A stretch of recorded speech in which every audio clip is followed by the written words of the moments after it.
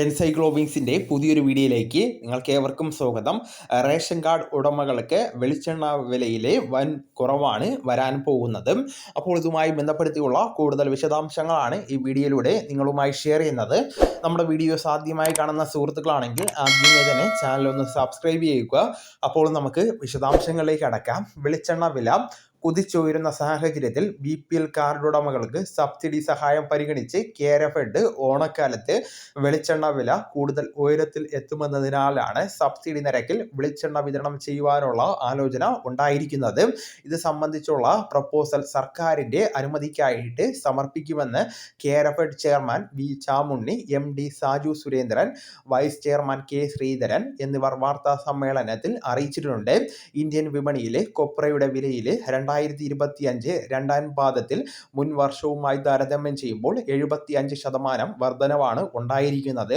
കേരളത്തിൽ മെയ് 1 കിൻഡലിന് 17,800 രൂപയായിരുന്ന കൊപ്രയുടെ വില ജൂൺ 22 23,900 രൂപയായി കുതിച്ചുയർന്നു. 52 ദിവസത്തിനുള്ളിൽ 6,100 രൂപയാണ് വർദ്ധിച്ചിരിക്കുന്നത്. കേരഫെഡിന്റെ കണക്കുകൾ പ്രകാരം 2024 ഒക്ടോബറിൽ കിലോഗ്രാമിന് 125 രൂപയായിരുന്ന കൊപ്രയുടെ സംഭരണ വില 2025 ജൂൺ മുതൽ 84% വർദ്ധിച്ച് 230 രൂപയായിട്ട് ഉയർന്നിരുന്നു. വെളിച്ചെണ്ണയുടെ വിലയും 1 ലിറ്ററിന് 245 രൂപയിൽ നിന്ന് 419 രൂപയായിട്ടും ഉയർന്നിരുന്നു.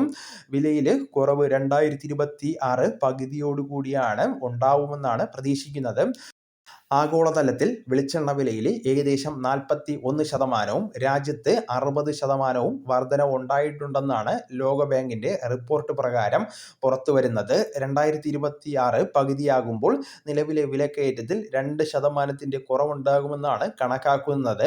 വിലക്കയറ്റത്തിൻ്റെ പ്രധാന കാരണങ്ങളായിട്ട് ചൂണ്ടിക്കാണിക്കുന്നത് കാലാവസ്ഥാ വ്യതിയാനം മൂലമുള്ള പ്രശ്നങ്ങളും അതോടൊപ്പം തന്നെ ആഗോള ആവശ്യകതയിലെ വർധനവും രോഗകീടബാധയും അതോടൊപ്പം തന്നെ മറ്റു ചില പ്രശ്നങ്ങളുമാണ് ചൂണ്ടിക്കാണിക്കുന്നത്. അതോടൊപ്പം തന്നെ പുത്തൻ സംരംഭങ്ങളും ആരംഭിച്ചിട്ടുണ്ട്. ചെറുപുഴയിൽ പുതിയ നാളികേര സംഭരണ കേന്ദ്രവും ആരംഭിച്ചിട്ടുണ്ട്. മലപ്പുറം, കോഴിക്കോട്, പാലക്കാട് ജില്ലകളിൽ ഇസാഫുമായി സഹകരിച്ച് സംഭരണ കേന്ദ്രങ്ങളും നിലവിൽ ആരംഭിച്ചിട്ടുണ്ട്. വിപണി വിലയേക്കാൾ കൂടുതൽ വിലയ്ക്ക് പച്ചത്തേങ്ങ സംഭരിക്കുവാൻ സാധിക്കുന്നതാണ്. അതോടൊപ്പം തന്നെ നമ്മൾ വ്യാജനെ കരുതിയിരിക്കേണ്ടതാണ്. ഓണവിപണി ലക്ഷ്യമാക്കി 20 മുതൽ കൂടുതൽ ഷിഫ്റ്റുകൾ അനുവദിച്ച് ഉൽപ്പാദനം വർദ്ധിപ്പിക്കുന്നതാണ്. ഉയർന്ന വിലയിൽ വെളിച്ചെണ്ണ വിറ്റഴിക്കുവാനുള്ള ആവേശത്തിൽ ഓണത്തിന് വ്യാജ വെളിച്ചെണ്ണ വിപണിയിൽ വ്യാപകമായിട്ട് ഇറങ്ങുവാൻ സാധ്യതയുണ്ടെന്നും കേരഫെഡ് മുന്നറിയിപ്പ് നൽകിയിട്ടുണ്ട്. അപ്പോൾ ഈ വിവരം നിങ്ങളുടെ സുഹൃത്തുക്കളിലേക്കും മറ്റ് ഗ്രൂപ്പുകളിലേക്കും കൂടെ ഷെയർ ചെയ്യുക. നമുക്ക് തുടർന്നും വിജ്ഞാനപരമായിട്ടുള്ള മറ്റ് വീഡിയോസും ആനുകാലിക വിവരങ്ങളുമായിട്ട് വീണ്ടും കാണാം. അതുവരെ ഗുഡ് ബൈ.